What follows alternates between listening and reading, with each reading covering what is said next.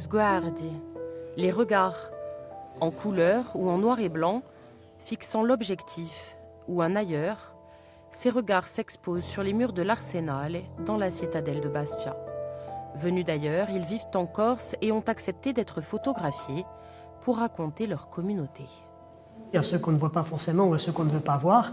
Et l'idée justement, c'était de jouer sur le regard photographique, le regard qu'on avait sur certaines communautés et le regard qu'avaient certains membres de ces différentes communautés qui composent cette communauté de destin en Corse pour essayer de justement cerner à travers la photographie des problématiques sociétales.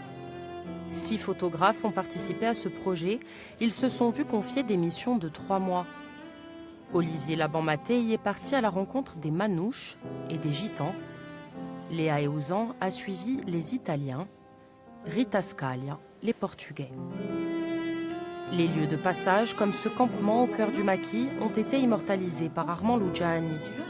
Photographe et commissaire de l'exposition, Christian Buffat s'est quant à lui chargé de photographier la communauté maghrébine qu'il présente en 2 séries de portraits.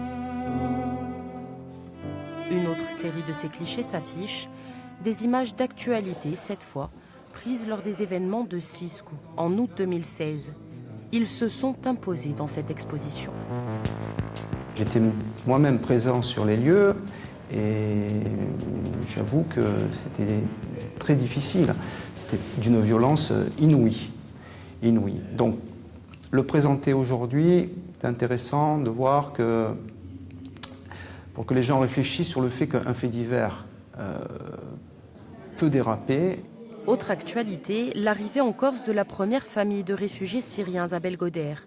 C'est la jeune photographe Amandine Battini-José qui est allée à leur rencontre. Entre portraits et paysages, elle livre sa vision poétique d'un vécu chaotique, une famille réfugiée dans le cocon de sa nouvelle maison. Comme si quelque part il y avait ce réflexe de rester chez soi parce que le dehors correspondait à quelque chose de risqué, d'instable,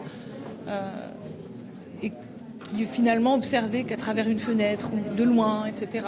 Les petites filles par exemple n'allaient pas jouer dehors le soir en rentrant, elles restaient à la maison. C'est une vie très casanière, comme on peut dire chez nous, mais c'est casanier dans le sens, c'est le refuge, c'est l'abri en fait. Sguardi, une exposition à découvrir jusqu'à fin septembre.